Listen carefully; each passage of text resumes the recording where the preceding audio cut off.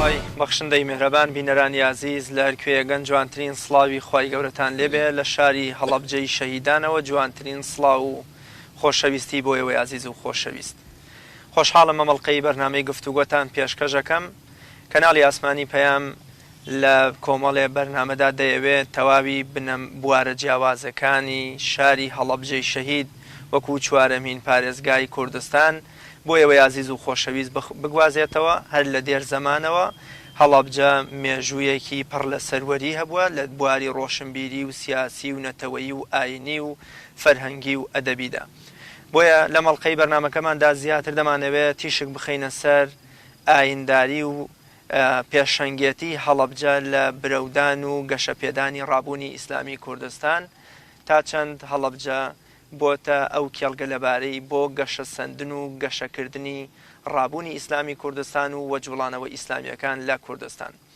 هەریەکە لە بەڕێزان زۆر بەڕێز مامۆستا سادق سازانی و مامۆستا تۆفیق کەریم و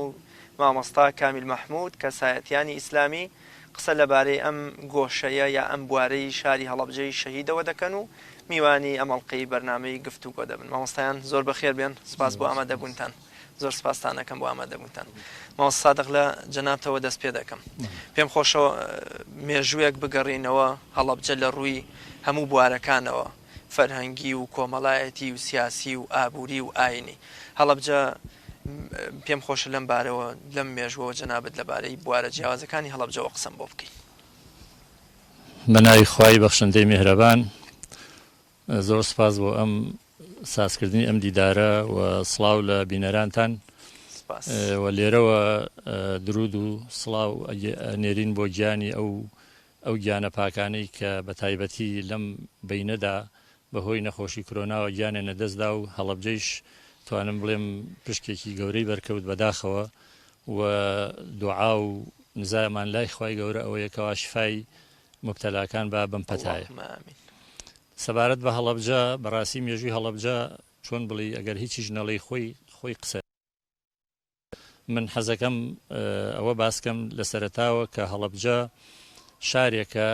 ئەتوان بڵێم تایبەتمەندی هەڵەبجە جیایە لەگەڵ شارەکانی تر. هەموو شارەکان ئێمە باسمان لە کوردستانە، هەموو شارەکانی کوردستان و هەموو ناوچەکانی کوردستان تایبەتمەندی خۆیانیان هەیە لە چەند بوارێکە یا لە بوارێکی دیاریکراوە. بەڵام هەڵەبجە توانم بڵێم جامیعە بۆ هەموو بوارەکان لە بواری وەکو جەنابەت ئاماژەت پێکرد، ئاینی، سیاسی، فەرهەنگی، کۆمەڵایەتی، پێکەوە ژیان، یعنی بەڕاستی نمونە بووە هەڵەبجە. و هەر ئەوەی جوای کردووە لە هەڵەبجە کە لە دێر زەمانەوە هەڵەبجە پێشبڕکێ و منافەسەی لەگەڵ هاوشێوەکانی خۆی نەبووە لە شارەکانی تری کوردستان یا شارەکانی ئەتوان بڵێم عێراقیش. دائیمەن هەڵەبجە منافەسە و پێشبڕکێکانی لەگەڵ شارە گەورەکانی دەستە خوشکەکانی خۆی بووە. مەسەلەن هاوشانی سلێمانی هەڵەبجە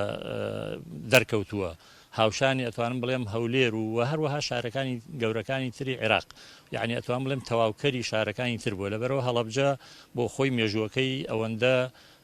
ڕەنگاوڕەنگ و ئەوەندە هەمە چەشنە و ئەوەندە گشتگیرە. سەبارەت بە مێژووی ڕابوونی ئیسلامی و ڕۆڵی هەڵەبجە لە پێگەیاندنی یا بەرەو پێشبردننی ڕابوونی ئیسلامیە ئەتوانین ئەم ینی ئەم مێژووە بکەین بە دوو بەشەوە، دوو قۆناغ. قۆناغێک پێش لە شۆڕشی ئیسلامی ئێران کە ئەوە قۆناغی پەروەردەکردن و تا ئەندازەیەکیش سیاست بووە، بەڵام لە شێوەیەکی مت و لە شێوەیەکی یعنی پەنهانی بەهۆی ڕژێمەکانەوە. و قۆناغی دوای شۆڕشی ئیسلامی ئێران کە ئیتر بە شێوەیەکی عەلەنی و بە شێوەیەکی ڕاستەوخۆ کە ئەوەیشی ئەوە بوو لێکەوتەوە کە حیزبی بەعس جامی ژەهری خۆی ڕشت بەسەر ئەم شارە چونکە ئەیزانی کە پەروەردە و خەڵکی ئەم شارە چۆن و چەند ئامادە کراون. قۆناغەکانی پێش لە شۆڕشی ئیسلامی فەزڵ و بەڕاستی سەرەتاکەی ئەگەڕێتەوە بۆ حرەکەتی برایانی موسڵمان، یان با بڵێن حرەکەی ئیخوان المسلمینی جیهانی. ئەم حرەکەی برایانی ئیسلامیە ئیخوان المسلمین هەر کە کاتی خۆی کە لە منشەی خۆی و لە میسر و لە وڵاتانی عەرەبیەوە سەری هەڵدا، زۆر زوو تاوی گەیشتە هەڵەبجەیش. بۆ چونکو هەڵەبجە ئەوان تەبعەن دیراسەیان کردبوو کە هەم ژینگەیەکی مرۆڤ دۆستن و هەم ژنگەیەکی لەبارە بۆ گەشەکردنی ئاین و هەم ژنگەیەکی لە ڕووی فەرهەنگی و تێگەیشتن و پەروەردەکردن و پێگەیاندنی زانای زۆر بەرز و زۆر شارەزا هەڵەبجە توانم بڵێم سەرمەشق و سەرقافڵە بووە. مەسەن پیاوانی وەکو مامەسا مەلا عەزیزی پریس، وەکو مامەسا بابە ڕەسوڵ، وەکو مامەسا شێخ ڕەسوڵی با بڵێن قەرەداخی، یعنی کە خەڵکی بەرەکجار و تەکیە بوون لە ئەسڵا بەڵام لە هەڵەبجا دانیشتون، وەکو بنەماڵەی موفتی، وەکو بنەماڵەی وەکو مەلا ساڵحی گەورە، ئەمانە ئەم بە ڕێزانە کە لە هەڵەبجا بوون بەڕاستی ناوبانیان هەموو شوێنێکی گرتوتەوە. لەبەرەوە هەرزوو ئەو یعنی تەوژمی ئیسلامیە کە لە بەرجەستە بوو لە ئیخوان مسلمینە هەرزوو گەیشت بۆ هەڵەبجە و هەواڵیان زانی بوو. ئەوە بوو جگە لەوەی کەوا یەکتریان ئەناسی لەگەڵ زانایانی هەڵەبجا بە تایبەتی کەسانی خوا لێ خۆشبوان و ئەوانەی کە وەکو مامەسا مەلا ساڵحی گەورە، وەکو مامەسا مەلا عوسمان، ئەمانە هەر زۆر زوو ئەوان پەیوەندیان هەبووە لەگەڵیان تا گەیشت بەوەی لە ساڵی پێم وایە 1959 بوو محمود محەممەد سەواف سەردانی شاری هەڵەبجەی کرد و هەر یەکسەر بەبینینی ئەم زانایانە لێرە تێگەیشت کەوا ئەم شوێنە بەڕاستی خەڵکێکی پاک و ڕاست و دروستی تایە بۆ ئەوەی کەوا بانگەوازی ئیسلامی، ئەلبەت بانگەوازی ئیسلامی من جانیبە سیاسیەکەی ناڵێم زۆرتر، جانیبە ڕۆحیەکەی و جانیبە فکریەکەی و جانیبە پەروەردەیەکەی کە ئەوان زانیان هەڵەبجە زۆر شوێنێکی لەبارەوە خەڵکی زۆر یعنی حاضر و ئامادەی تایە بۆ ئەم بانگەوازە و ئیتر هەر لە سەرەتاوە لەگەڵ ئەو بەڕێزانی کە ناوم هێنان پەیوەندیان هەبوو، توانیان کەوا لەم ناوچەی ئێمەیشا بتوانن کە بانگەوازێکی ئیسلامی دروستکەن. بەڵام وەکو عەرزم کردی لەو قۆناغانە قۆناغێکی نهێنی بوو بە شێوەیە بوو کەوا خەڵک نەی ئەتوانی، چونکو هەمیشە دەوڵەتانی دەرەوە و کاربەدەسانی ناوەوەیش لە حکوماتی عێراقی ئەو سەردەمایشا حتمما زۆر خۆشحاڵ نەبوون بۆی کە ئیسلام بەو شێوەیە گەشە بکە. اینجا بۆ شێوەیە گەشەی کرد هاتە ناو هەڵەبجەوە. تەبعاً وەکو عەرزم کردی ئەم ژینگە لەبارەی هەڵەبجەیش ئەگەڕێتەوە بۆ کۆمەڵێ سەبەب. یەکەم وەکو بڵێ شوێنی جوغرافی هەڵەبجە لەبار بووە بۆ ئەوەی کەوا فکری ئیسلامی و هەموو جۆرە فکرەکانی تریشتیا گەشە بکە، کە ئەوە تەبعاً تێکەڵ و یعنی ئاوێتەیە بە لایەنی فەرهەنگی و لایەنی کۆمەڵایەتی. مەسەلە یەکێک لەوانە لە هەڵەبجەی ئێمە چەند دیانەتێکی جۆر بە جۆر پێکەوە ژیاون بەبێ ئەوەی کەوا ئیحتیکاکێک بێ، بەبێ ئەوەی کەوا پێکە هەڵبژانێ ببێ. مەسەلەن جوولەکەکان لە هەڵەبجا زۆر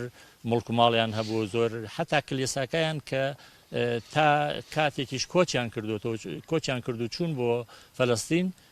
ئازاد بوون و لە شاری هەڵەبجا مەسەلەن ڕێزیە گیراو بوون و زۆر ناوبانیان هەبوو، خەڵک زۆر تەعاملی لەگەڵا کردوون. مەسەلەن ئەو هاو نیشتمانیانەی کاکەیەکان کە ئێستایش لە هەڵەبجا ڕێزیە گیراون و لە ناوچەی هەڵەبجا ڕێزیە گیراو بوون و هیچ جۆرە جیاوازیەک نەبووە لە نێوان هاوڵاتیەکی کاکەیی یا لەگەڵ هاوڵاتیەکی موسڵمانە. هەموو جۆرە تەعاملێک و هەموو جۆرە هەڵسوکەوتێک پێکەوە بووە. ئەمە کەواتە نمونەیەکی بەڕاستی زۆر بەرجەستە و زۆر ڕوون و ئاشکرایە لەسەر ئەوەی کەوا لە شاری هەڵەبجا یعنی فەهمی ئیسلامی، تێگەیشتنی ئیسلامی ئەوەندە کەس ئیسلام تەبعاً زۆری نەبووە، بەڵام بەهۆی ئەو فەهمە جوانەوە توانراوە هەڵکرێ لەگەڵ ئەو هەموو جۆرە ئەدیانانە. ئەمە بەدەر لەوەی ئەگەر دوایی دەرفەت بووینە سەری لە بوارەکانی تریش و لە بواری نیشتیمانی و لە بواری مەسەلەن کۆمەڵایەتی و ئەمانە هەڵەبجە چ ڕۆڵێکی هەبوو و بۆ شێوەیە هەڵەبجە توانین بڵێن یعنی پێشەنگ بووە. دەستکانت خۆش بێت لای زۆر سپاس دەکەم. تۆفێق گەمایکەکە بگری و دووبارە زۆر بە خەیاتنی بەڕێز دەکەم بەر لەوەی کە جوڵانەوەی برایانی موسڵمان بێتە هەڵەبجەوە. بێگومان ئەگەر وەکو جەنابی مامۆستا سادق فەرمووی کۆمەڵێ پیاوی پیاوانە و خاوەن بەرپرسیارەتی نەبن ئەم ئەرک و بەرپرسیارەتی قبول بکەن، ئەوە گونجا هەڵەبجەش وەکو شوێنەکانی تر نەبوایەتە یەکەم مەڵبەندی گەشەکردن و سەوزبوونی ئەم فکرەیە. من ئەگەڕێمەوە بۆ ڕۆڵی حوجرە و خانەقاکانمان بە تایبەت پریس و عەبابەیلێ کە کۆمەڵی عالمی زۆر گەورەیان پێگەیاندووە. تا چەند بوونی کاریگەری حوجرە و خانەقاکانمان و ئەو زانە عەمامە بەسەر پاکانەی کە هەڵگری ئەم بیرە جوانە بوون هۆکار بوو بۆ ئەوەی کە کێڵگەیەکی لەبار بۆ بیری برایانی موسڵمان بڕەخسێ لە شاری هەڵەبجە و منتیقەکەیە. بەناویخوا دووبارە سپاس کاک ڕیاض. وەڵام نەمێ لە وەکو جەناب تەڵێ لە پێشی باسی حرەکەتی ئیسلامی عام بکەین وەکو جەناب دەڵێ بگەڕێنەوە بۆ پێشی ئەوە بازم پرسیارەکەی جەناب زیاتر ئەوەیە دوو خاڵ زۆر بەلامەوە گرنگە یەکێکیان قەزیەی خوێنەواری لە هەڵەبجە و دوور تاوانی من کە باسی هەڵەبجەکەین مەبەستمان ئێستا پارێزگای هەڵەبجە واتە هەڵەبجە و هەورامانە ئەگەر بەلای کەمەوە سەری 200 ساڵەی تاریخی هەڵەبجە بکەین کە یعنی دوای هاتنی بەغزادەکان و جا دامەزرانی شێخانی تەریقەت لە هەورامانەوەوانەوە ئەم ناوچە بووە ناوچەی عیلم و عیرفان بە هەردوو ڕوویەکەیەوە واتە لە ڕووە خوێنەواریەکەی و لە ڕووە ئاینیەکەیشەوە لە ڕووە عیرفانیەکەیەوە چۆن مامۆستا ڕیاز یعنی مەدرسەی خەرپانی یەکێکە لە مەدرسە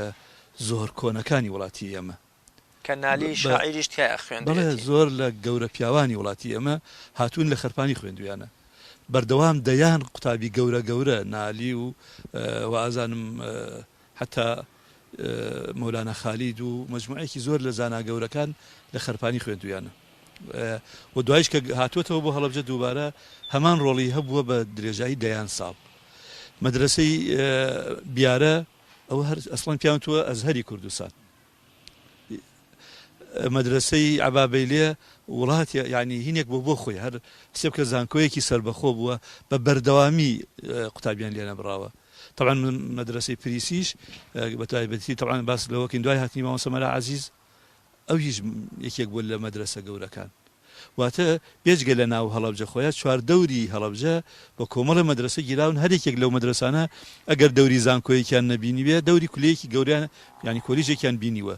خوێنەوەرانی وڵات نەک هەری هەڵەبجە خوێنەوەرانی دەوروبەریش حتا لە ئێرانەوە لەملا لەولا هاتوون لێرە خوێندویان تەنانەت کوردی تورکیاش هاتووە لەوێ خوێندویانە ئەمە دەورێکی زۆری بینیوە بۆ ئەوەی هەڵەبجە ینی زەمینەیەکی باش بسازیە لایەنە جۆرافیەکەی مامۆستا باسی کرد فعلا وا بوو بەس ئەم لایەنەیش دەوری زۆر گەورەی بینیوە هەڵەبجە هەر کە دروست بووە یەکسەر مزگەوت و ئەوانەی تیا دروست بوو ئەمە خاڵێکە زۆر مهمە طبعا ڕۆژێ لە ڕۆژان کە باسی بانگەوازی ئیسلامیەکەین بۆ مانای مامۆستا شێخ فەرمووی لایەنە تەربەی و دعاویەکەی بیرمان نەچێ حرەکەی تەسەووف کە هاتووە مەرحەلەیەکی زۆر چەند مەرحەلەیەک ئەسڵەن ئیشی ئەو هینە بووە ئیشی بڵاوکردنەوەی بانگەواز و تەربیە و تەسکیەی نەفس و ئەمانە بووە حرەکەی تەسەووف لە هەڵەبجە و دەڤەرەکە یعنی هەڵەبجە و هەورامان و شارە زورە بەهێزترین حرەکەت بووە لێرەوە خەڵک چۆنەڵە تەخەڕوجی کردووە هەمووەکو خەلیفەی شێخۆوانە بۆ شوێنەکانی کە ڕۆیشتووە هەمووەکو با بڵێن مەلا و خوێنەوار وانە نەک بەشی خۆی کردو هەڵەبجە تەوزیع بووە بەسەر شوێنەکانی تریشە و هەر ئەمە وای کردووە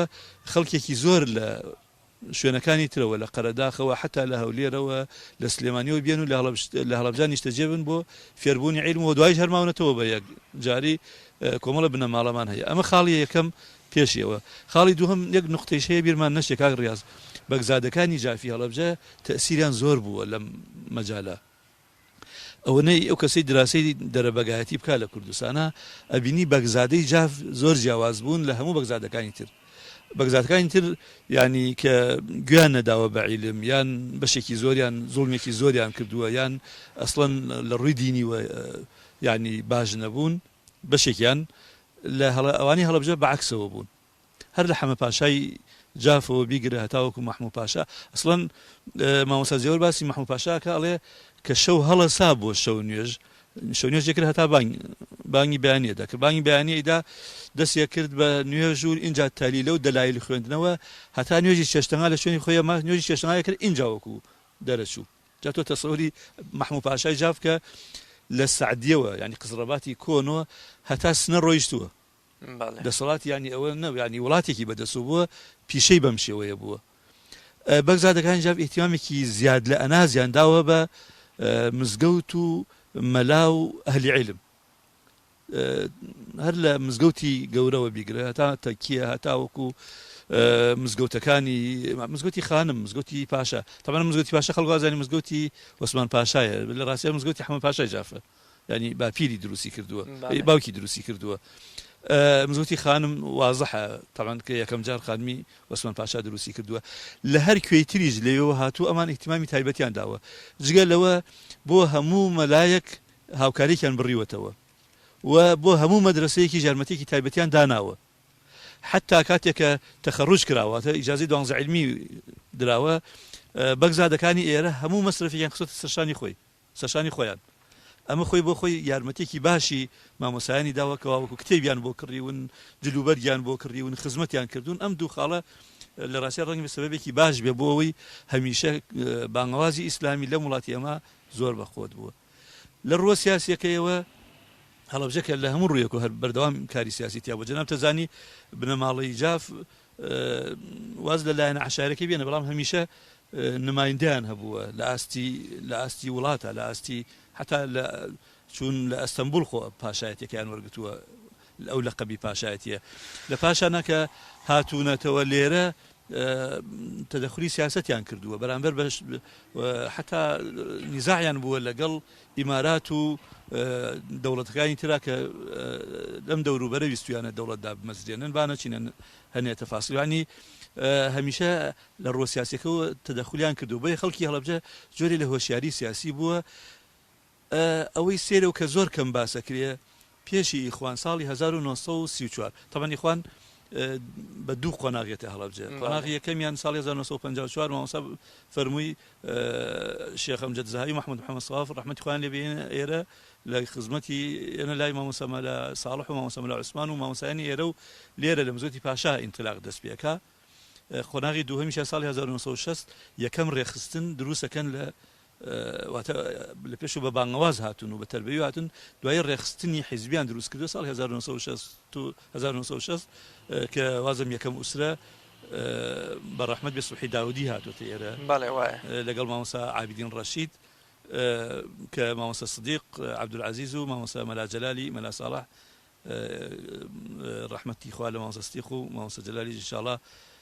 تەمەن درێژتر بێ ئەوان یەکەم ڕێخستن بوون یاوەتە بە دوو قۆناغ ئیخوان هاتووە بەڵام پێشی ئیخوان جگە لەو حرەکە تەسەوفیە و تەمەنجەرام تەزانی وەختی خۆی مۆلانا خالید کە هات و مۆلانا خالیدی شارە زووری جۆرێ لە سیاسەتی تیا بووە یعنی ئیشەکەی هەر تەنها عیرفان نەبووە هاتووە گۆڕانکاری گەورە دروست بکات ئەو هەوڵە بوژانەوەیەکی تایبەتی دروست کردووە بە تایبەتی لەم دەڤەری هەڵەبجە و هەورامان و شارە زوورە و دوایی کە مەجال نەبووە باڵێن پەیامەکەی خۆی بەتەواوی بگەیەنێ و دەرچووە بەڵام شوێنەوارەکەی هەرماوە ساڵی 1934 لەم هەڵەبجە کۆمەڵە کەسایەتی کۆبوونەتەوە حیزبێکیان دروست کردوە بە ناوی پارتی ئیسلامی کورد کە مامۆستا شاهۆی شاعیر مەلا حەسەنی شاهۆ حەمە سەعیبەگی جاف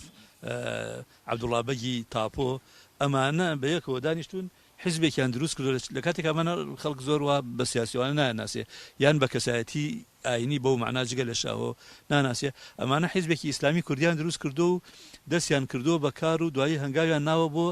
دەرەوەی هەڵەبجە دوای دێمە وڵات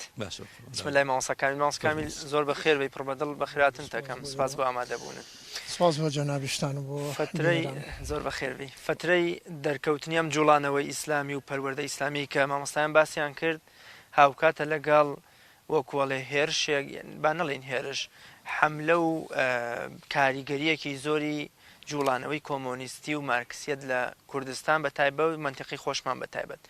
ئەم جوڵانەوەی ئیسلامیە ئەم بێداربوونەوەی ئیسلامیە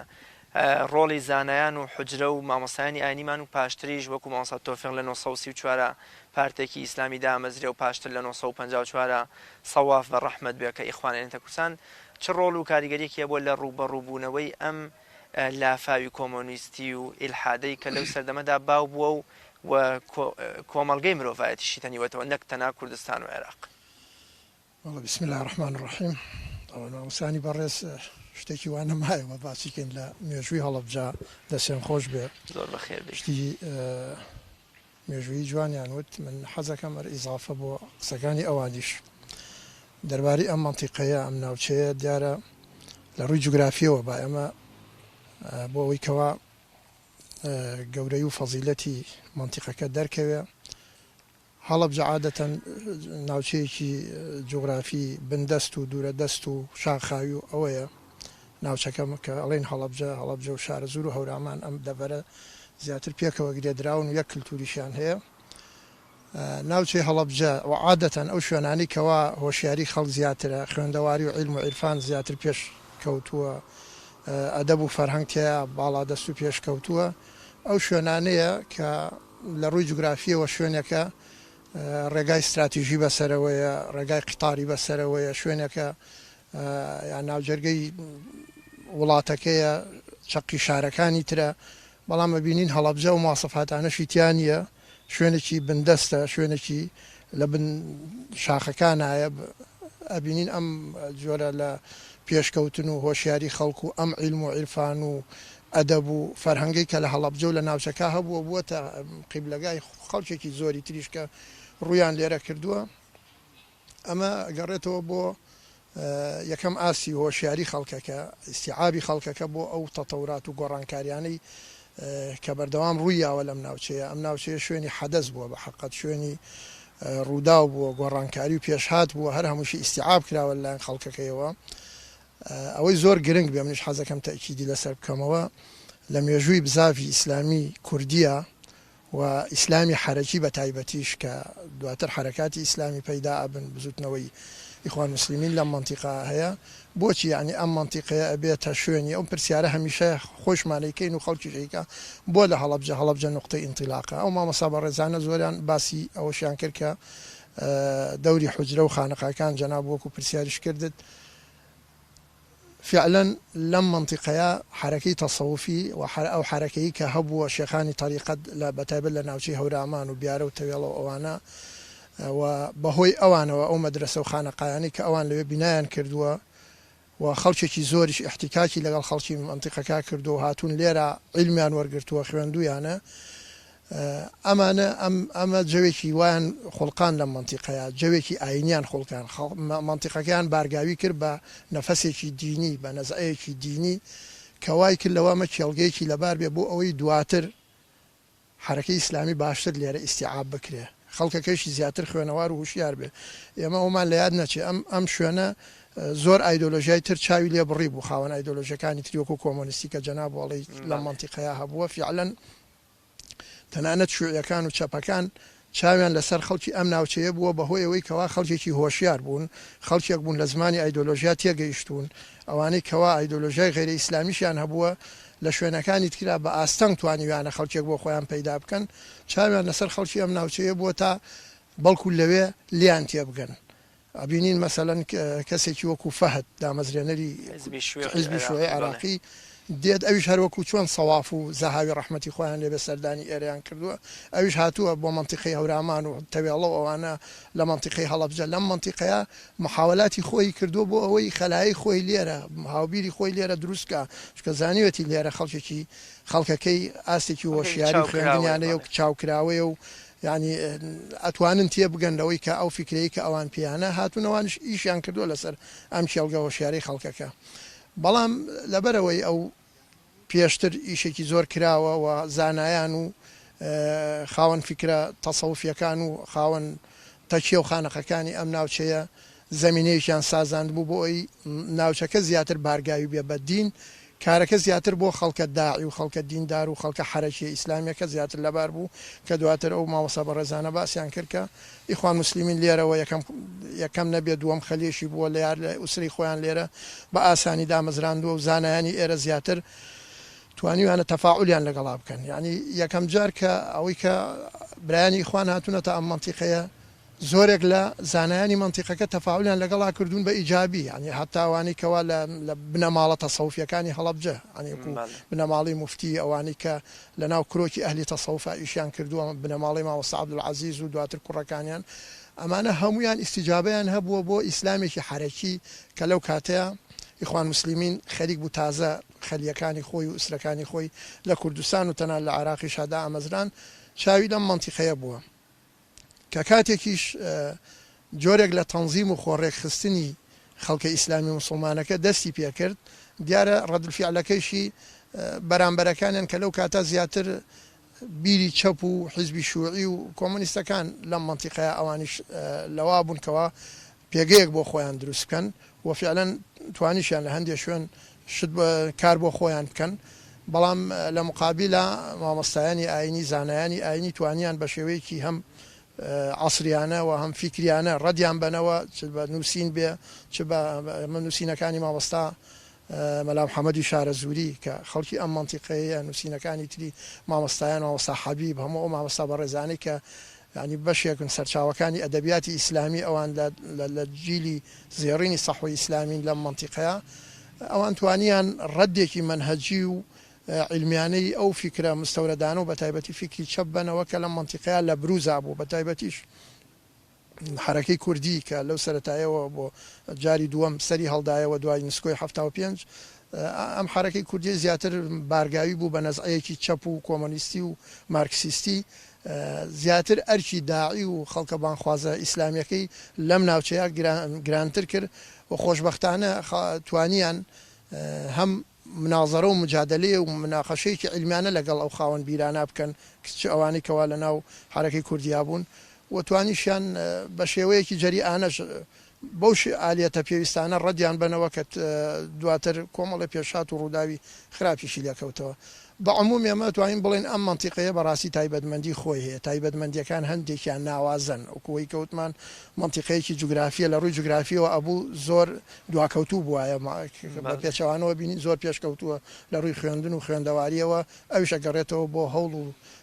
ماندووبوونی ئەو مامۆستا بەڕێزانە و ئەو زانا بەڕێزانەی کە لەم منتیقەیە لە ماوەی 200 ساڵی ڕابردووە ئیشیان کردووە بە تایبەتیش ئەوانەی کەوا لە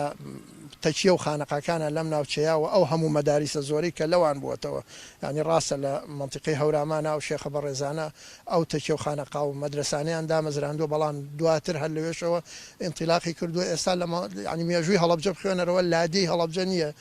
حجرەیەکی مەدرسەیەکی تیانە بوو بێ مەسە مەدرسەی پلیسە مەدرسەی خەرپانی عبابەی لێ تیا بووە نێرکسەجار تیا بووە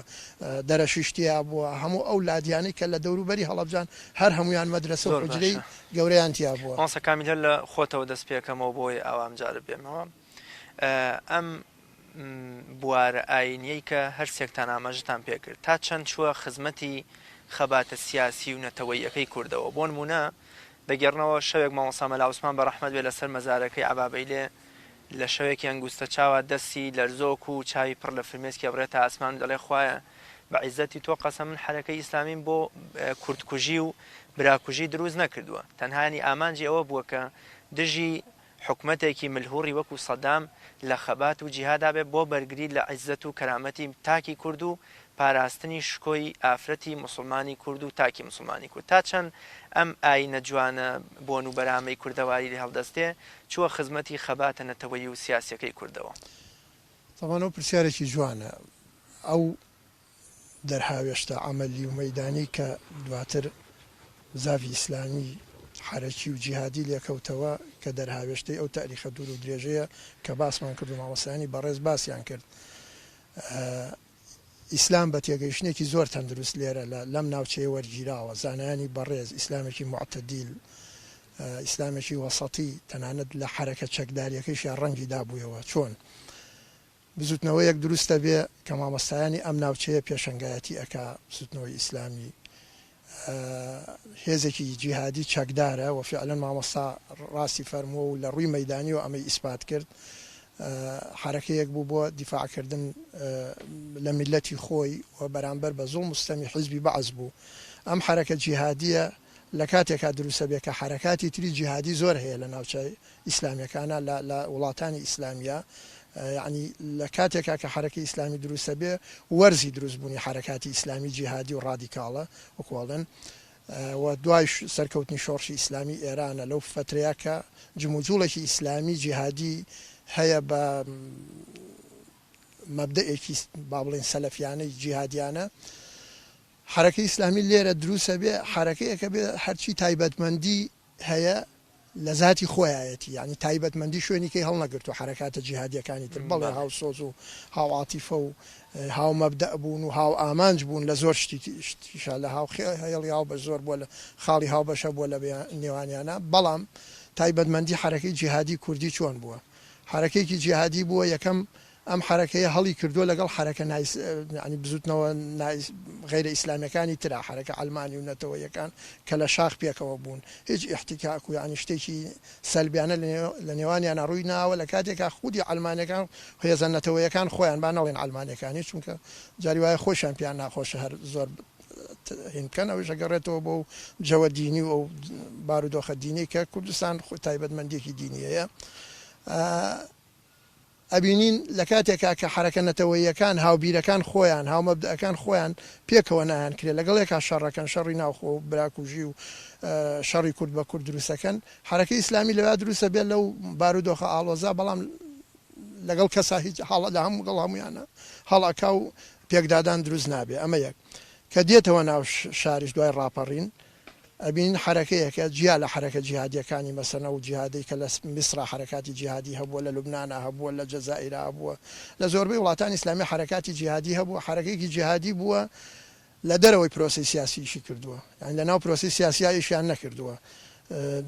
یعنی هەموو حرەکەی ڕادیکال بوون بە ڕیشەی ویستویانە هەر لە بنەوە پرۆسی سیاسی هەڵتەکێن و خۆیان جارێکی کە سیاغی بکەنەوە کۆمەڵێ ینی ئامانجی هەندێکی خەیاڵی بووە هەڵیان گرتووە بەڵامە بینی حرەکەیەکی جیهادی ئیسلامی لە دەسەر دەستی ئەو مامۆستا بە ڕێزانەکە دروستە بێ حرەکەیەکی زۆر مەوزوعی و بابەتی بووە حرەکەیەک بۆ لەگەڵ بارودۆخەکە گونجاندویانە بە شێوکی زۆر شەرعیانە حرەکەی جیهادی تاکە حرەکەیەکی جیهادی لە هەموو عالەمی ئیسلامیە کە خاوەنی بینا و مەقەڕاتی خۆی بێ بە ئاشکرا و لە شان بەشانی بینا و مەقڕی حزبەکانی کە تەلەڤیزیۆن و کەناڵ و مەسەلەن جەریدە و ئەدەبیاتی خۆی هەبێ لە داخلی پرۆسی سیاسی ئیش بکە دواتر هەر هەڵبکە لەگەڵیانە پاشان ناو پەرلەمان و لە ناو وەزارەت و لە ناو حکوومەتە ئیش بکە ئەمە هەمووی سەلمێنەری ئەوەیە کە حرەکەیەکی جیهادی لە کوردستانە لە سەردەستی مامۆستایانی ئەم ناوچەیە دروست بووە حرەکەیەک بۆ فیعلەن بۆ خزمەتی خەڵکی کوردستان و بۆ دیفاعکردن لە مافەکانی خەڵکی کوردستان و بۆ لە بەرامبەر ستەم و نادادی حزبی بەعسا بووە دواتر بەم شێوەیە سەلماندیانکەوە ئەم حرەکەیە فیعلەن بەڵێ جیهادیە بەڵێ چەکی لە شانە بووە بەڵێەوە لە سەنگەرە دروست بووە بەڵام حرەکەیەکی معتەدیل و وەسەتی بووە وەکو حرەکاتە بێچەکەکانی کەش مامۆستا تۆفیق دێمەوە لای جەنابەت ئەگەر مایکەکە بریتە دەستەوە مامۆستا کامیل باسی لە ئەو بزافە ڕۆشنبیری و کاریگەری نووسەرانی خۆمان کرد لە منتیقەی هەورامان و هەڵەبجەیە ینی ئەو نووسەرانی کە ئەمڕۆ هەن و خەڵک شانازیان پێوەکە هی منتیقەی هەورامان و هەڵەبجە و شارە زورن و لەو فترێشدا نووسینەکانیان و وتاری منبەرەکانیان هەر لە هەڵەبجە و سیروان و خورماڵ کاریگەریەکی زۆریان هەبوو تەنانەت ڕژێمی بەعسیە نابووە وەکۆڵێ زەلزەلە و بە جۆرە لە جۆرەکان کێچ کەوتووە کەڵیەوە تا چەند نووسینی ئیسلامی ئەوانەی دکتۆر مستەفا زەڵمی و مامۆستا ئەحمەدی کاکە مەحموود و مامۆستا مەلا عوسمان و عەبدولعەزیز پارەزانی و مەلای شارە زووری ئەوانە ڕۆڵ و کاریگەریان هەبوو لە بەرەو پێشبردننی ئەم بزافە ئیسلامیە و بێداربوونەوە ئیسلامیە کای ڕاز ئەمان جوڵێن بۆ شتێکی تر کە ئێمە باسی پێشەنگەتی هەڵەبجەکەین لە کاری ئیسلامیە منی شارەتم بە شتێک داوتم هەڵەبجە هەر بۆ خۆی ئەوە نەبوو بڵێ بەشی خۆی کردووە زۆر جار پێشەنگ بووە بۆ شوێنی تریش یەکێک لەو نمونانە نمونەی جەنابتەڵی ئەوەی من ئاگادار بم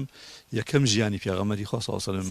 کە بە تێر و تەسەلی نووسرا بێت و ڕەنگ بێشتی کورد کەم و کورد نووسرا بێت یا ڕەنگ بێ بە دەستخۆت شتی نووسرا بێتەوە بڵاو نەکراوێتەوە بەڵام یەکەم ژیان نامەی پێغەمبەری خوا صلی الله علیه و سلم ساڵی 1973 نووسرایەوە و بە 500 و ئەوە لاپەڕە بڵاوبووە و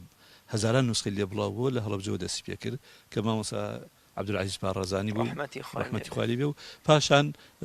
زنجیرە کتێبەکانی تری بەرەو ئیسلام و دەواازەیەک لە ئیسلام و ئینجاوەکو خێزانی کامەران و بەم شێوە ڕۆیش هەتاوەکو ژیانی طبعا ساڵی 1976 وفاتی کردووە مامۆستا لە ساڵی 67ەوە کەوتە بڵاوکردنەوەی ئەم کتێبانە جاتوە تەسەور کە 67 بەو شێوە نەبووە کتێبەکانیشی وەها نەبوون لە ینی قەتیز بکرێن پاشان مامۆسایانی کە بە دوایان هاتن ئەمە وەکوین ئەو مامۆسانی جەنابەت باست کردن یەک بە یەک هاتن و کتێبەکانیان کاریگەری زۆری هەبوو لەسەر ئەوەی بانگوازی ئیسلامی بڵاو بێتەوە بەسەر جەم کوردستانە و کۆمەڵی خەڵکی باش بە تایبەتی گەنجەکان لێیان بەهرەمەت بن و لەسەریان پەروەردە ببن و هەر لەو ڕۆوە تەنها نووسینیش نەبوو بەڵکو مامۆستا ڕۆشنبیرەکانی ئێمە ینی کۆمەڵە فرسەتیان نەخواستەوە بۆ وتاردانەوەوانە ینی بە درێژایی تاریخی هەڵەبجە لە هەفتاکانەوە ئەوەی ئێمە بە بیرمان بێلانی ناڕاست هەفتەکانەوە کۆمەڵێ مەولودنامە و لە مناسبەی لە دایکبوونی پێغەمبەر صلی الله علیه و سلم یان لە مناسبەی میعراجی پێغەمبەری خوا صلی الله علیه و سلم یعنی مناسبە ئەدۆزرایەوە حتا بۆ شەڕی بەدر و ئەمانە لە هەفتەی ڕەمەزانە ئەمانە خۆزرایەوە مامۆسایان خەڵکێکی زۆریان کۆ کردەوە بەو ناوانەوە وتاریانەدا بەڵام لە جاتی وتارە سونەتەکە کە هەبووە و لە جاتی شعر خوێندنەوەوانە هەمووی وتاری حەماسی و وتاری هۆشیارکردنەوەی خەڵکۆوانە من ئەوەی ساڵی 1970 لە بیرە هاتم جەنابی مامۆستا لە بیرێتی کە لە زەمەقی خوار و بەسرا ینی پوختەی زانایانی هەڵەبجە هۆرامان لەوێ هەبوون و ئەو تارانەوە هادرانی خەڵکە ینی ئینقلاب دروست بووە ئێستەیش بازارم لە هەندێک کاسێت وتارەکان ماون مامۆستا مەلا عوسمان بەڕەحمەت بێ مامۆستا مەلا محەممەدی شارە زووری بەڕەحمەت بێ شعرە مەشهورەکەی مامۆستا جوتیار کە ئەو کاتە تازە شەڕی ئەفغانستان ڕوویدا بوو ئەو شعری لەسەر ئەفغانستان خوێندوانی ئەمانە وەها بوون کەواوەکو لە هەموو کوردستانە بڵاوە بووە واتە کاریگەری باشی هەبوو ئەو هینانە ئەو با بڵێن هەم نووسین هەم وتارەکان بەسەر هەموو کوردستانە و زیاد لەوەی بەشێک لە زانانی هەڵەبجە ینی ئەچوونە دەرەوەی هەڵەبجە مەبەستم هەڵەبجە ینی هەموو جارێکەڵێن هەڵەبجە مەبەستمان دەڤەرەکەیە ئەچوون لە دەرەوەی هەڵەبجە حتا نیشتەجێ بوو تەنها بۆی بانگوازی ئیسلامی بڵاو کاتوە یان هاتن تەلەبەی کەیان ئەهێنا لە شوێنەکانی دیکەی کوردستانەوە قوتابیان ئەهێنا خزمەتیشیانە کرد و یارمەتیشیانەدا و زیادە ئیتیمامیشان پێدا بۆی پێی بگەێن و بڕاتەوە بۆ دەڤەری خۆی و لەوێ کاری ئیسلامی بانگوازی ئیسلامی بکات هەر لەم پێشەنگیا شتێکی هەر لە کاری ئیسلامیە کاغ ڕیاض حەزەکەم ئاماژەی پێ بکەین زۆر جار هەنگاو نراوە هەم هەنگاوی سیاسی و هەم هەنگاوی سەربازی و ئەمانە بەڵام بڵێم قەدەر وا بووە یان ئەو زمینە سازیانەی کە ئێمە باسمان کرد کە هەڵەبجە هەنگاوی ناوە ئینجا شتەکە گەورە و فراوان بووە ینی ئەو حرەکەی جیهادی هەمووان نەزانین لە 1985 دەست پێ کردووە لە 1970ەوە رابطەی ئیسلامی دروست بووە و هەبوون بەو ینی بەشی خۆیشیان جوهدی خۆیانیان کردووە بەڵام حرەکەی ئیسلامی وەختیە گەورە بوو وەختێ دوای ئەو دەورە گەورەی بینی کە زانایانی هەڵەبجە ڕۆیشتە دەرەوە و بەجاری شتەکە ینی تەقیەوە لەوە دەرچووکەوە وەکو هینێکی بێت ئەمە مەسەلەکە چییە؟ مەسەلەکە ئەو کۆمەڵە زانایە لە هەڵەبجە هەبوو نانی هەرێکێکیان پێشەنگ بوون هەرێکێکیان کەسایەتێکی تایبەتیان هەبوو لە ناو خەڵکە خاڵی یەکەم خاڵی دووەم ئەمانە هەر خۆیان نەبوون واتە کە ئەڕۆشتن خەڵکێکی زۆر لەگەڵیان نبوو شەر نییە هەر لەوێ ینی مامۆستا کامیل باسی مەسەلە حرەکەتی ئیسلامی کرد ئەوەندە هێزی هەبووە بەس ئەبینی هێزێکە بووە لە فلان شوێن هێزێکە بووە لە فلان شوێن بەس لە هەڵەبجە هەرگیز ناتوانیوە یەک هێز بێ هەمیشە چەند هێزێک هەبووە باز لە سەردەمی شاخیشەکەین بۆ چونکو خەڵکەکەی ئەوەنە زۆر بوو ئەوەنەیشیان هێشتە بۆ ئێرە حتا هەر لەم پێشەنگیەتە خۆکاری ئیخوانی پێشی هەڵەبجە چوەتە هەولێر چوەتە شوێنی تریش چونکو هەولێر بەتەنیش مووسڵەوەیە و بەڵام سەرکەوتوو نەبوو بەس دەکە لە هەڵەبجە دەست پێەکە لە هەڵەبجە سەرکەوتووە بێ بۆچی لەبەر ئەو مواسەفاتانی کە وەکو باسمان کرد واتە هەڵەبجە بە شێوەی ئەو کۆمەڵ با بڵێن فاکتەرانە کە دروست بوون وای کردووە کاتێک کە هەنگاوەکانی ناوە لەبەرەوە هەنگاوەکانی هەم بە فیعلی مەدروست بووە هەم لەسەر هۆشیاریەک بووە لەو کارە جیهادیە ئەوەی کرد کەواوەکو هەمومان ئەزانین و شانازی پێوەکەین لە کارە تەنزیمیەکەی ئیخوانیا هەڵەبجە دەست پێ کردووە لە کارە ڕۆشنبیریەکە ئەو کایە ڕۆشنبیریە کە ئەگەر مەجال هەبێ باسیەکەین یعنی ببینە ئەوانەی گۆڤارەکانی نەوەدەکان بێنە یا گۆڤارە نهێنیەکانی هێشتەکان بێنە بەشێکی زۆریان ئەگەر نەڵێن زۆرینەی نووسینەکان هەڵەبجەین نینی خەڵکی هەڵەبجەن ئەمە بەڵگەی لایەنە هۆشیارەکەیەتی هەڵەبجەت بیری لە خۆی نەکردوێتەوە یعنی یەک نمونە بهێنمەوە بۆی ئەگەر زیاد نەڕۆین تۆ تەسەور کە لە میسر کاتی خۆی کە جەمال عەبدولناسر بڕیاریدا سەید قوتب شەهید بکە عولەمای هەڵەبجە لێرەوە بوو بە مشکلەیەکی زۆر گەورەیان جگە لەوە نوێژیان کردو و دەستیان کردو بە دوعا و لاڵانەوە و خوایەوانە بێ اینجا مەزبەتەیەکی گەوریان کردوێتەوە نامەیەکی تایبەتیان چووە ئەوە ئێستا ژینەکەی مامۆستا مەلا ساڵح و مامۆستا مەلا عوسمان و مامۆستا مەلا جەمیلی مفتی هەیە ڕەحمەتی خوا لە هەمویان چوونەتە لای مەلا مستەفا ڕاستە کە ئەو وەختە شۆڕشەینێکی گەورە بووە جگە لەوە چوونەتە بەغاش و هەرایەکیان دروست کردووە چونتە لای مەلا مستەفا و داوایان لێ کردووە ئەم ئیشەمان بۆ بکە ئەویش ئەوەیە توێتی باشە هەرچیەکەن بینووسن و من بەناوی من وەیکن ئەوانش هەرسێکیان برقەیەکیان نووسیوە تۆ تەسەوری ئەو بکە لە 66 برقیان نووسیەوە لێرەوە بۆ میسر تەکلیفەکەن لە جەمال عەبدولناسر شتیوان نەکەیت و سید قوتب شەهید نەکەی ها چەند گەورەتر بیریان کردوێتەوە کاتێک کە حیزبی ئیسلامی دائەمەزرێ وەکو واجهەی سیاسی ئیخوان چونکە ئیخوان هەوڵیدا واجهی خۆی زیاتر واجهەیەکی داعیبی حیزبی ئیسلامی کە لە ساڵی 1960 بە قیادەی نعمان عەبدوڕەزاق سامرایی دائەمەزرێ بەشێکی زۆری زانایانی هەڵەبجە لەوێ ئەبرن بە ئەندامی کۆنگرە کە کۆنگرە لە بەغا دامەزرێ ئەمەش بۆ ساڵی 68 زۆرە کە حیزب ینی ساڵی 1960 زۆرە کە حیزب کە خەڵکێک لەم هەڵەبجە ڕەنگ بێ خەڵکێکە بۆ هەر نەیزانیوە 4 شار بگەڕێ بەڵام زانیویانە لێ کۆنگرە هەیە و داوت کراون و چوون و لەوێ بەشداریان کردووە ئەمانە هەمویان نیشانەی ینی جا بڵێن پێشەنگی بەڕاستی خەڵکی هەڵەبجە و بە تایبەتی مامۆسایانی هەڵەبجەن زۆر باش مامۆسایان مامۆستا سادق دێمەوە لای جەنابێت مامۆستا کامیل محمود ئاماژەی بەوە کرد کە تەنانەت چەپ و شوێعیەکانیش چاویان لەسەر ئەم کێڵگە بە پیتە بووە بۆ ئەوەی کە تۆوی خۆیانی تیا بچێن و برەو بە فکر و بۆچوونی خۆیان بدەن لە بەرامبەریشدا نەیارانی هەڵەبجە هەمیشە بە چاوی دوژمنایەتیەوە سەیری هەڵەبجەیان کردووە بۆچی هەڵەبجە کیمیا بارانە کرێ بە جۆرێک لە جۆرەکان تا ئێستش باجی هەڵەبجەبوونی خۆیەدا ئەمە بۆچی ئەگەڕێتەوە تەنها پەیوەندی بەو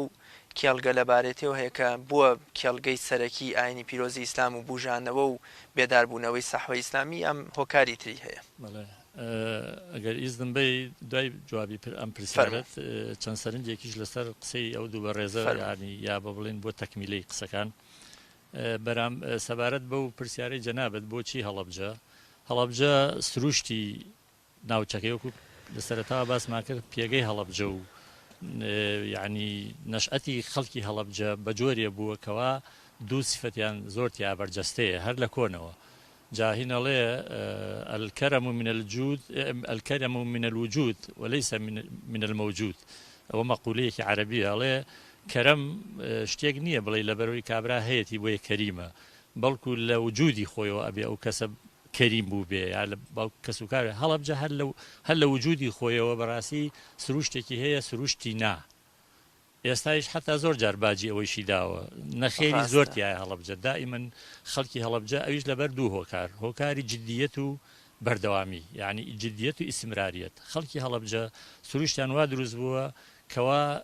زۆر جددین لە کارە ئەم قسەیە بۆ ئەوە نییە بڵێن غەیری هەڵەبجەوانیە ئێمە باسمان لەسەر هەڵەبجێ ئەگەر ڕۆژە لە ڕۆژان باز لە سلێمانیش بکەین باز لە شارباژێڕیش بکەین ڕەنگە وەکو لە ئەوڵیشەوە عەرزم کرد هەر کەس تایبەتمەندیەکی هەیە لە هەندێک سفەتی تایبەتە بەڵام هەڵەبجە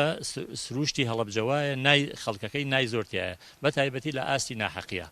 مەسەن بۆ نمونە کە ئێوە باسی حرەکەی مارکسیەتەکەن یا ئەو مەدەی کەوا مەدە مادیەت و ئەمانەی کە هات هەرچەنە ئەوە کاتی خۆی بۆچی لە ناوچەی هەڵەبجا زۆر گەشەی کرد بەڕاستی پێم وایە وەکو ڕەدولفیعل و کاردانەوەیە بوو بۆ ئەو شێوازە دەرەبەگایەتی کە لە سنووری هەڵەبجا زاڵ بوو ئەو مەسەن بڵێن حرەکە شیوعیەتەر بەڵام دوای ئەوەی کەسەری کێشا بۆ ئەوی دژبەدین فەلسەفە هاتە زانایانی هەڵەبجە و خەڵکی هەڵەبجە وتیان نا نەخێر ئەمە ئیترە بێ ستۆپ نابێت لەوە زیاتر بچنە پێشەوە چونکو هەڵەبجە ئەوەی پێ قبول نییە چونکو نەشئەتی هەڵەبجە و خاکی هەڵەبجە بەڕاستی جدیەتی تایە و ناوەسێ لەسەر ئەو شتانە لەبەرەوە من پێم وایە یەکێک لەو هۆکارە مەسەن لە زمانی بەعسا کە خەڵکی هەڵەبجە مزاهرەی کردووە بۆ شوێنەکانی تری غەیری هەڵەبجە یعنی دژی ئەو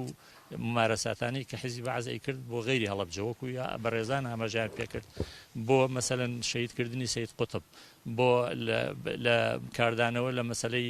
حرەکەی فەلەستینیە یعنی لە هەموو لە شتەکانی غەیری زوڵمەکانی غەیری هەڵەبجەیش و غەیری کوردستانیش خەڵکەکەی بەهۆی ئەو فەهمە کە هەیبووە بەهۆی ئەو تەسیری ئەو زانایانە بەهۆی ئەو خاک و نەشئەتەی کە سروشتی منتیقەکە هەیە بەڕاستی نای زۆرتیا بووە ئەوە باجیشی زۆر داوە لەسەر ئەوە ئێستایش کە نائەکەین لە زۆر شتا بۆ بەداخەوە بۆ دەسەڵاتی کوردی تەسەورەکەم هەڵەبجە پێشەنگە لەو شتەیشا و دەور و ڕۆڵیان دیارە بەڵام تەبعاً هەموو شتەکان وەکو حەق یعنی کە ئێڵێن نای زۆرە لەو شتانێشا خۆزگە گوێی بۆ ئەگیرا و خۆزگە ڕۆژێ لە ڕۆژان ئاهێک بە خەڵکی هەڵەبجە ئاهاتەوە چەند سەرنجێکیشم هەبوو لەسەر قسەی بەڕێزان یەکێک لەوانە کە تۆفیق فەرمووی بەگزادەکانی ناوچەی هەڵەبجە مەسەن زۆر احتیمامیان داوە بە دین و بالفعل وا بووە بەڵام من ئەوە ئەگەڕمەوە دیسان هەر بۆ کاریگەری زانایان لە هەڵەبجە زانایانی هەڵەبجە و دەڤەری هەڵەبجە ئەوەندە تەسیریان کردووە لەوانیش نەیانتوانیوە لەو بازنەیە دەرچن کە ئەمان خەتیان بۆ کێشاون هەمیشە هەوڵیان داوە کە لەیان نزیک بنەوە و وەسوودیشان بینیوە لەو شتانە کامیل باسی حرەکەتی ئیسلامی بزوتنەوەی ئیسلامی کرد کە ئێمە هەمومان بەڕاستی بەگەشتبینیوە لە خزمەتیا بووین بەڵام ئەو وەسەتیەتەی کە لە حرەکەتی ئیسلامی هەبووە جگەلەوە کە زانایانی هەڵەبجە خەڵکانێکی وشیار بوون کەسانی وەکو مامۆستا مەلا عوسمانی ڕەحمەتی مەسەلەن ئیسفادەی لە حرەکەی ئەفغانی کردووە لە جیهادی ئەفغانی کردووە لەگەڵ قادەی ئەفغانیا دانیشتووە هاتووە خاڵە سەلبیەکانی پێوتون و هەروەها لە خاڵە گەشەکانیان هاتووە لای خۆمان ئیسیسماریکە مەسەلەن لە هێرشی سەر هەڵەبجەدا تاکە کەسێک کە زۆر بە توندی بەرپەرچی ئەوەی داوەتەوە کە هێرش نابێ بکرێتە سەر هەڵەبجە بەڕاستی جەنابی مامۆستا مەلا عوسمان بوو کە ئەوەی ئێمە بیستومانەوە ئەزانین وەکو دیکۆمنت هەیە یعنی کە دژ بەوە بووەکەوە هێرش بێتە سەر هەڵەبجە بەڵام نەیانتوانیوە مقاومە بکەن لەوە زیاتر اینجا ئەو وەسەتیەتەی کە لەوە کامیل ئاماژەی پێکرد طبعا حرەکەتی ئیسلامی لە ڕەحمی بزوتنەوەی پەیوەندی ئیسلامیەوە دروست بوو بزوتنەوەی پەیوەندی ئیسلامی کە وەکو تۆفیقیش ئاماژەی پێکرد لە کۆتایی هەفتاکانە سەری هەڵداوە لەسەر دەستی هەم کۆمەڵێ زانا و هەم کۆمەڵی خەڵکی ئەکادیمی و ڕۆشنبیر و خاوەن ئەزمون ئەمە وای کرد کەوا کە ئیمتیدادی ئەوان و کە ئیمتیدادی عەقڵی ئەوان و وەسەتیەتی ئەوان کە دوایەوەی حرەکە بوو بە حرەکەی ئیسلامی و بە ڕۆحێکی یعنی با بڵێن بەسینێکی فراوانەوە کە مامۆستایانی هەڵەبجە هیجرەتیان کردن و چوونە ڕۆژهەڵاتی کوردستان لەوێ دانیشتنێکیان کرد هەموو شتەکانیان لەبەر مەکانەت و ڕێز و فەزڵی زانایانی ناوچەی هەڵەبجە و کە ئەشزانرێ کە حتا ڕابطەی ئیسلامی پەیوەندی ئیسلامی بەڕاستی سوقلی زۆری کارەکانی لە سەرشانی کۆمەڵی خەڵک بوون لەم هەڵەبجەی خۆمانەوە ئەنجامەدرا کەواتە ئەوە هەمووی ئەگەرێتەوە بۆ فەزڵی ئەم شارە اینجا ئەم شارە بەڕاستی وەکو جەنابیشان ئاماژیان پێکرد مەسەلەن کەسی وەکو مامۆستا مەلا عەبدولعەزیزی پریسی ڕەحمەتی خوای لێبێ لە سیەکانە بانگەوازی ئەوەی کردو دژ بە ئینگلیس خەڵک ڕاپەڕێ مەسەلەن شێخانی عەبابەیلێ لە ئەشکەوڵ تفەنگچیان ناردووە و ڕێیان گرتووە بە لەشکری ئینگلیز و کوشتارێکی زۆر و زەرەر و یعنی زەرەرێکی قورسی وایان لێداون پێم وایە ئێستاش هەر لە بیریان بێ یعنی خەڵکی هەڵەبجە هەمیشە وەکو نایتیا بووە بەڵام لە جێی خۆیشیە شتی هینی قبول نەکردووە مەسەلەن وەکو ئەمانیش ئاماژیان پێکرد دائما پەناگەیە بوو بۆ ئەو کەسانی کەوا لە هەر شوێنێکەوە لە هەر شوێنێکی ئەم سەرزەویە لە زانایانی حتا عالەمی ئیسلامی حتا مەسەلەن لە مووسڵەوە لە بەغاوە پرس و ڕایان بوو بێ بە زانایان و بە مامۆستای هەڵبجەکەوە مەسە یەکێک لەوانە یەکێک لەو پیاوانەی کە هاتووە لە مەنتقەی هەڵەبجە ئارامی گرتووە و ئیسراحەتی کردووە شێخ مەمنی سازان کە باپیرەی ئێمەیە من لەبەرەوە ناڵێم کە باپیرەی خۆمە بەڵام پیاوێکی خوێنەوار لەویش چه شارێکی جوانی بۆ نووسێن هاتووە سەرەتاوە لە منتقەی خورماڵ و هەورامان گیرساوەتەوە بەڵام لەوێ بەهۆی ستەمی چەند کەسێکەوە کە لەو سەردەما دەسەڵاتدار بوون ویستیانە لەژێر کەفی ئەوان و بە کەیفی ئەوان حرەکەت بووە ئەمیش خەریکی عرفان و علم بووە ئێوەی بەجێشت و هاتووە لە سازانی ستەجێ بووە لە سنووری هەڵەبجە کەواتە هەڵەبجە بەڕاستی هەم پەنای پەناخوازان و کەسانێ بووە کە ئاهلی علم و عرفان بن و هەم لە هەمان کاتە سروشتی وایە نایتیایە بەرامبەر بە زوڵم و ستەم و تا ئێستاش هەروە هێناوێتی هیوادارم کە خەڵکی بگە زۆر سپاس دەکەم یەک خولەک بۆ مامۆستا کامیل مامۆستا تۆفیق لەبەر کاتی بەرنامەکەم تەواو بوو مامۆستا تۆفیق کۆتا پەیامی خۆ دەگەر لە یەک خولەکە کورتی کەیتەوە زۆر سپاس دەکەم هەڵەبجە قەناعەتم وایە سروشتی خەڵکەکەی سروشتی خاکەکەی مێژوەکەی هی ئەوەیە وەک چۆن لەمەوە پێشدەوری پێشەنگی گێڕاوە لەمە لاش بە جیاوازی ئەلبەتە کات و شوێن کە هەیە ئەتوانێت ئینشاءڵڵا دەوری پێشەنگی ببینێ بە تایبەتی باز لە ئەم مەجالە خزمەت گوزاری ئاینەکە ئەەکەین ومێ دەکەم ئینشاءڵڵا گۆڕانکارێکی گەورە لە هەڵەبجەوە پەیدا بێت ئینشاءڵڵا زۆر سپاس مامۆستا کامیل فەرموو ڕاستە هەڵەبجە پێشەنگە لە بواری بوارە ئیسلامیەکە بێداری ئیسلامی لێرەوە پێشنگایەتی کردو هەڵەبجە زانایانی هەڵەبجە ئێمە لە بواری ئەدەبی و ڕۆشنبیریە ئەبینین هەموو ئەو داهێنان هەڵەبجە زمینەیەکی لەبار بۆ هەموو داهێنانێک ئەدەبی کلاسیکی کوردی لێرە خزمەت کراوە گەشەی کردو شاعرە گەورەکانی کورد کە ئێمە شانازیان پێوەکەین و ئەدەبی دێرینی کوردی لە سەردەستی ئەوان دروست بووە زۆربەی شاعیرەکانی هەر لە منتیقا بوون یا لێرە خوێندویان و بەهرەمەند بوون لە ئەم زمینەی ئێرە دواتری شعری تازەی کوردی هەر شعری نوێی کوردی بە هەمان شێوە هەر لێرە بووە بزوتنەوەی ڕۆشنبیری و بزاوی ڕۆشنبیری هەر لێرەوە زۆر داهێنانی گەورەیان کردووە بزوتنەوەی سیاسی کوردی شۆڕشەکانی کوردی لێرەوە پەناگایەک بۆ ینی هەڵەبجە لە 74 بردومانەکرێ و بەعس بەو شێوەیە تۆڵی لێ ئەکاتەوەی ئەوە بۆ پەناگای شۆڕشی کوردی بووە شۆڕشی نوێی کوردی دووبارە دوای نسکۆی 75 دیسانەوە هەر لە منتیقەیەوە ئینطلاق کاتەوە یان دەتوانین بڵێن ئەم منتیقەیەک بووە بەردەوام داهێنانی سیاسی فەرهەنگی ڕۆشنبیری ئەگەرچی منتیقەیەک بووە لە ڕووی داهات و لە ڕووی سەرمایی زەوینیەوە تا ئەندازەیەکی زۆر خەڵکەکەی مامناوەند بوون لە ڕووی دەرامەتەوە بەڵام لە ڕووی داهێنانەوە بەڕاستی دەوڵەمەند بوون زۆر سپاس دەکەم سادق سازانیش کۆتا پەیامی خۆی بفەرمێ ماوەسەیان بە کورتی طبعا باسیەوەمان کرد کە هەڵەبجە پێشەنگ بووە و هەڵەبجە سمبولی بەرخۆدان و بەڕاستی ڕەمزی نەتەوایەتیە و ئەوەی کە بەسەر هەڵەبجا هات و کارەساتی بەسەر هەڵەبجا هات بوو بەهۆی بەرزتربوونەوەی ناوی کوردستان و حرەکەی کوردی لەبەرەوە لێرەوە بە ناوی خەڵکی هەڵەبجەوە داوامان لە حکوومەتی هەرێم و لە دەسەڵاتی کوردی هەیە کەوا قەیری ئەو سمبولیەتی هەڵەبجە بزانن و تۆزێک بتوانن کە لە ئازاری هەڵەبجە کەم بکەنەوە و قەرەبوویەکی معنەوی و مادی بۆ خەڵکی هەڵەبجە بکەن کە بەهۆی هەڵەبجە و بەهۆی چەند کارەساتی کەک و هەڵەبجەوە ئێستا ئەوان ئەتوانن لە عالەمە بەسەری بەرزەوە قسە بکەن زۆر سپاسانەکەم بەداخەوە کەمی کاتی بەرنامەکەش نەمانتوانی زیاتر بڕۆینە سەر ڕووداوە تراژیدایە کە هەڵەبجە کوردی بە جیهان ناساند و ئێستاش خەڵک شانازی بە هەڵەبجە و خوێنی شەهیدانەوەکە بەڕێز مامۆستا سادق سازانی و مامۆستا تۆفیق کەریم و مامۆستا کامیل مەحموود زۆر سپاسانەکەم گەورەتان کردم سپاس بۆ پێیوە جوانەکانتان